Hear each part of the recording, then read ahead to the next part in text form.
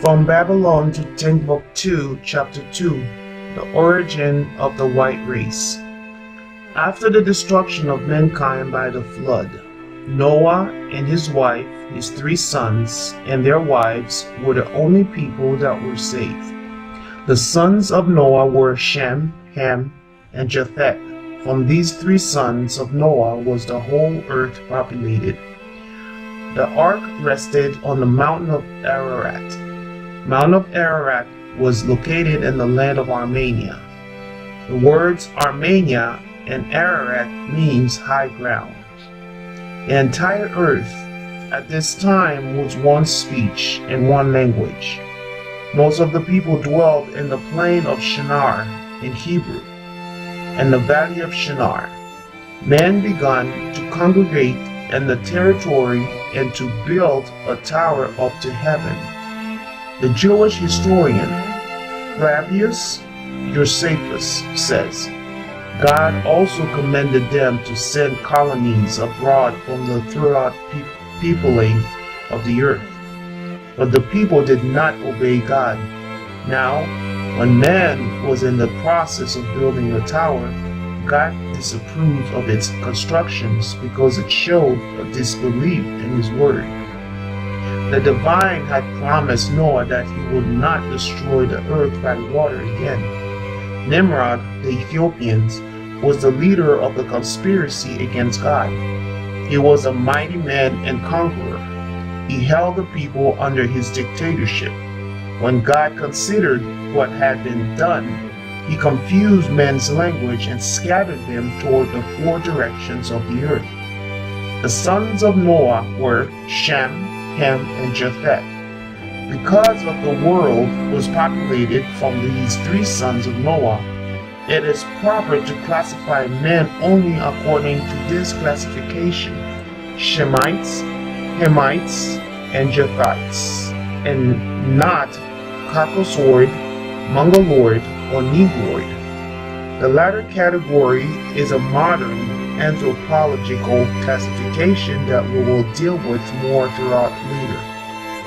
The parts of the earth inhabited by the children of Shem were parts of the territory of Assyria and Elam, Persia, east of Tigris River, the eastern part of Syria, and parts of the Arabian Peninsula. All the children of Shem were black. This position will be supported by arguments and facts later. The second classification of mankind was the Hamites, who controlled the great centers of civilization in ancient time 4000 BC, soon after the flood. This civilization includes the continent of Africa, the land of Canaan, Israel, parts of Arabia, Assyria, Phoenicia, Turkey, Babylonia, southern Persia, Iran, East Pakistan, and large part of India. The third classification of mankind was the Japhethites, from Japheth, who was the youngest son of Noah. The offspring of Japheth occupied the isles of the Gentiles, the shore territories of the Mediterranean Sea in Europe, and parts of Asia Minor.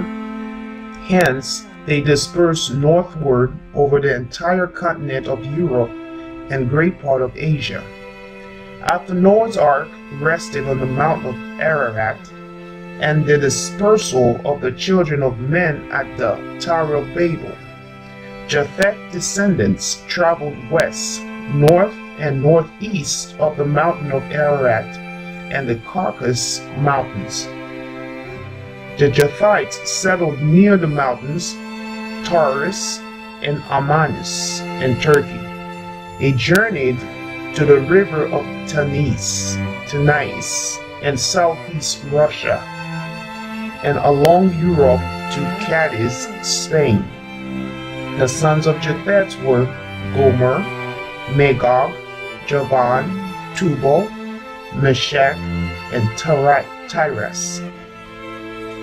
Genesis chapter 2. Gomer was the ancestor of the first Semiraeans and of the later Cimbri,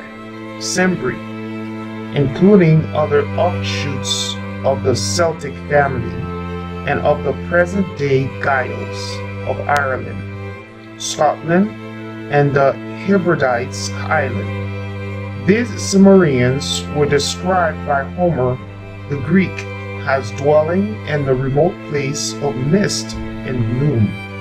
The place was located north of the Black Sea. The second son of Japheth was Magog, the father of the Magogites. Flavius Josephus said that the Greeks called these people Scythians.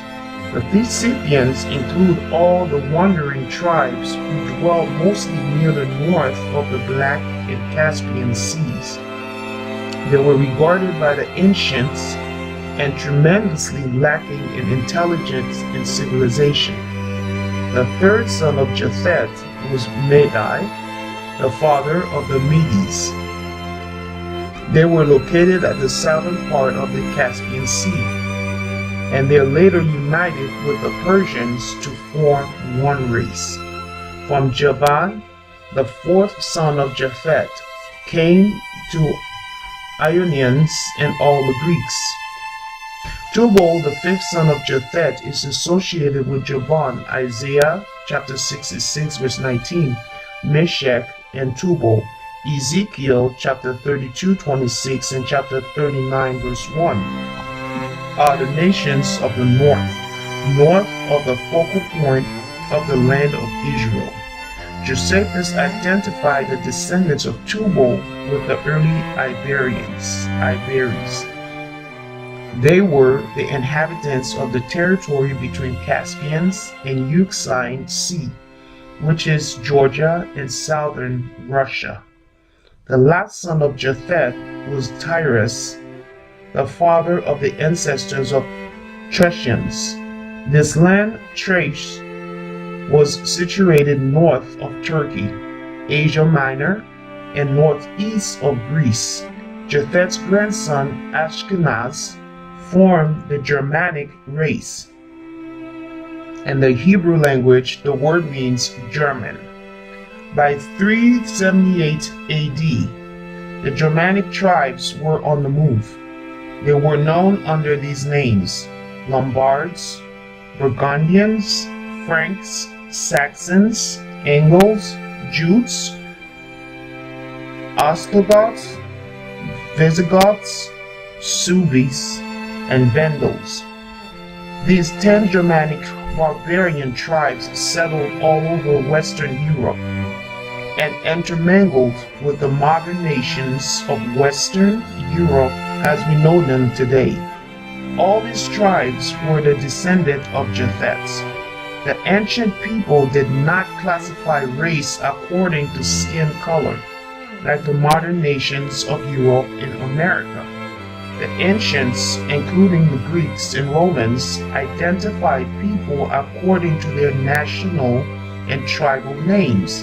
They used such names as Visigoth, Vandals, Saxons, Ethiopians, Carthaginians, Jews, Arabs, Persians, Babylonians, Egyptians, and Moors. They did not use the term Negro, which is a modern term, to refer to the black race, or the word Caucasians to refer to the white races. Dividing the world along a color line was an idea that originated with the white supremacists in Europe after the Renaissance. The Europeans did not have any great civilization immediately after the fall of Greece and Rome. During the Middle Ages, the black nations of Africa and Asia had the greatest political, economical, educational, and military influence in the world. At this time, Europe existed in a state of darkness for 1,000 years. In the 17th century and later, Europe began to emerge out of the slough of ignorance, and certain Germans of others conceived of themselves as belonging to a superior race. Johann F. Blumenbach, a German 1752 to 1840, was the first to divide humanity on the basis of skin color. Up to this time, no such attempts had been made.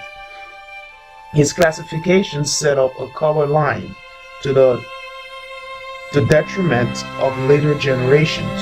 Mr. Blumenbach classified 5 chief races of mankind: the Caucasians, the Mongoloids, the Mongolian, the Ethiopians, the American Indians, the Malayan. Moreover, he considered the Caucasian to be the original race. Blumenbach, the anthropologist, named the whites after the Caucasus Mountains. The mountains are situated between the Black and Caspian Sea because he thought the purest white people originated there. Blumenbach was a racist, and so was J. A. Gobineau. The third man, by the name of H. S. Garberland, wanted to advance the supremacy of the white Nordic race and its culture. These men attributed psychological value and importance to race.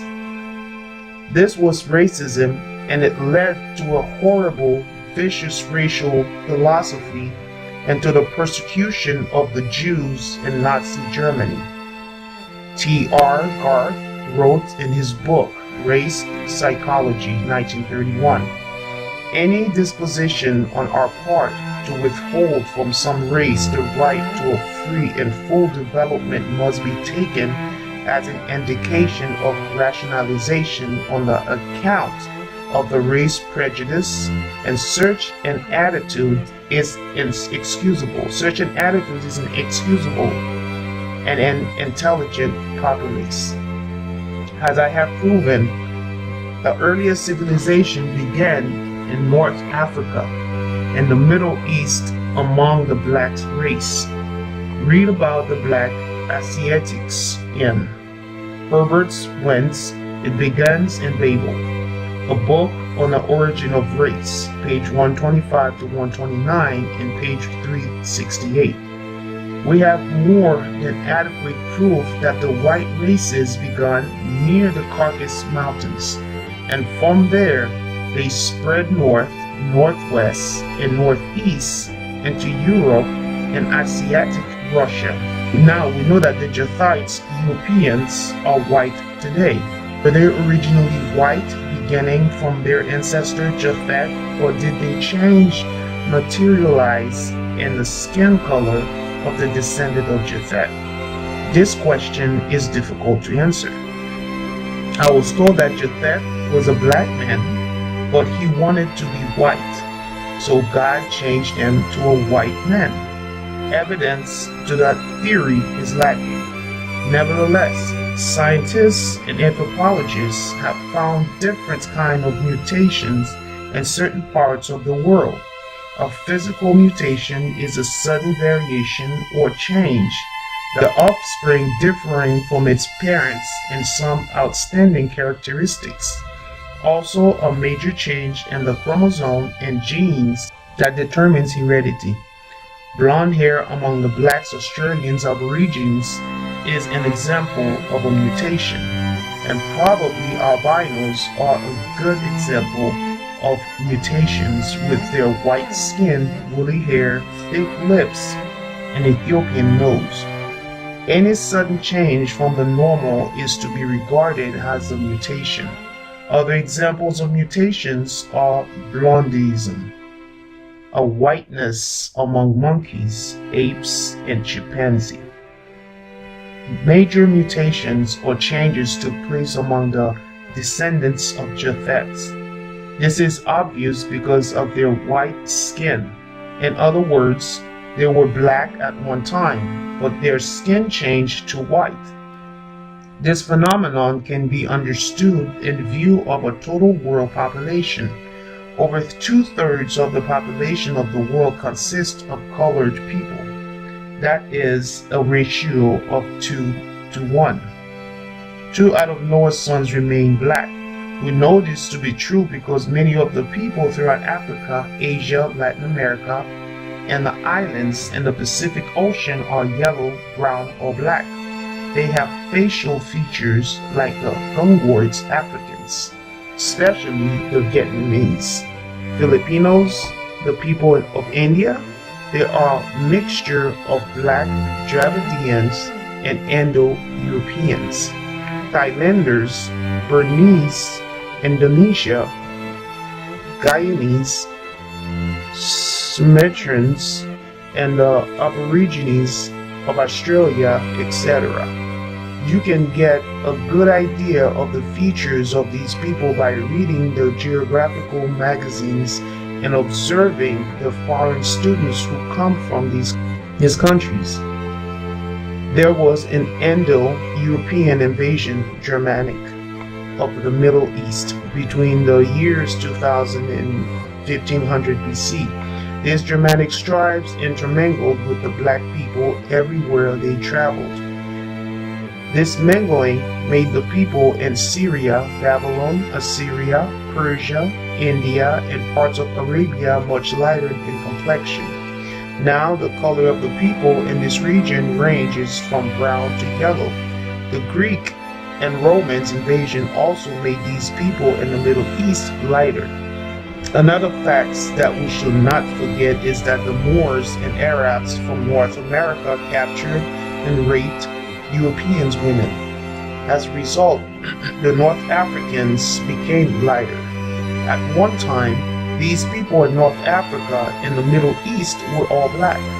Whites have intermingled their blood with blacks in Asia, Africa, and the Western Hemisphere.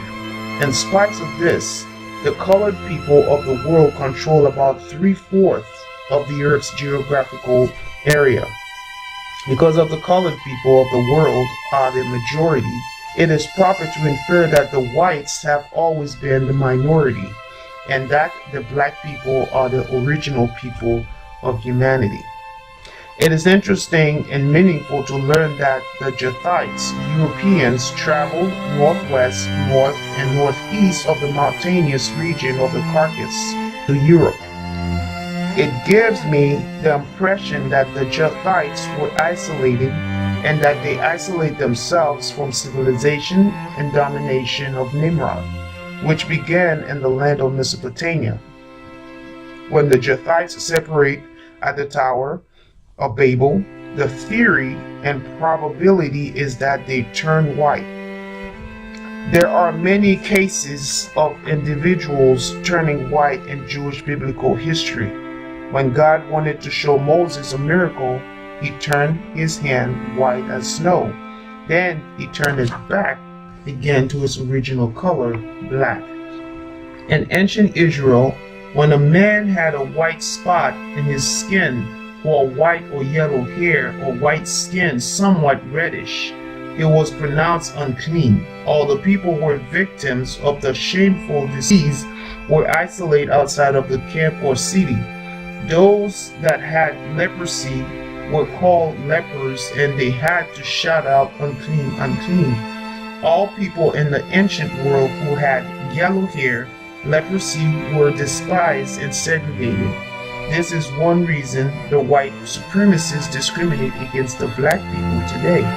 Miriam and Aaron spoke against her because she was a black woman, but this is not the case because Miriam, Aaron, and Moses were all black people. They spoke against Moses because the Ethiopian woman was a different religion. The color issue did not exist in their day. To prove this point, the Israelites dwell among the Hamites, Canaanites, Hittites, Amorites, Perizzites, Hivites, and Jebusites. They intermarried. All the children of Israel did evil in the sight of the Lord and saved Baalim, the idol god. Because they served the idol Balaam, the god of Israel became angry and sold them into slavery. It was the worshipping of the idols, not the marriage the gods disapprove. Marriage were forbidden because God feared that the alien races would persuade Israel to worship their idols. But in Moses' case, he had converted the Ethiopian woman to his religion. Miriam and Aaron used the Ethiopian woman as an excuse to challenge Moses' authority. It was a family dispute and jealousy among the three of them. Moreover, Miriam and Aaron were older than Moses. They said, "Have the Lord indeed spoken only by Moses? Have he not spoken also by us? And the Lord heard it. In another case of leprosy, God showed Moses more miracles to display to the children of Israel, that they would believe that Moses was sent by God. In this case, Moses' hand turned white. Naaman, the Gehazi, had leprosy. I will write a summary of his story. Naaman was the captain of the Syrian army. He acquired leprosy, boils, and whitening of the skin. He wanted to be cured. Then he heard about Elisha the prophet. Elisha told him to dip 7 times in the Jordan River. Naaman obeyed and he was cured. The reward was offered Elisha, but he refused it. The servant of Elisha, named Gehazi, wanted the reward that his master Elisha refused, and Gehazi ran to look for Naaman. When he found him, he asked him for the reward and said that his master had sent him. This, of course, was a lie. When Gehazi returned to Elisha, Elisha said, I know you have gotten garments, olive yards, and all kinds from his presence, a leper as white as snow. This type of leprosy affects the reproductive organs, genes, and chromosomes, and they determine the hereditary characteristics in his body. This means all his children will produce white offsprings, even though he was a black man at first. This was the curse of Gehazi. And this concludes chapter 2.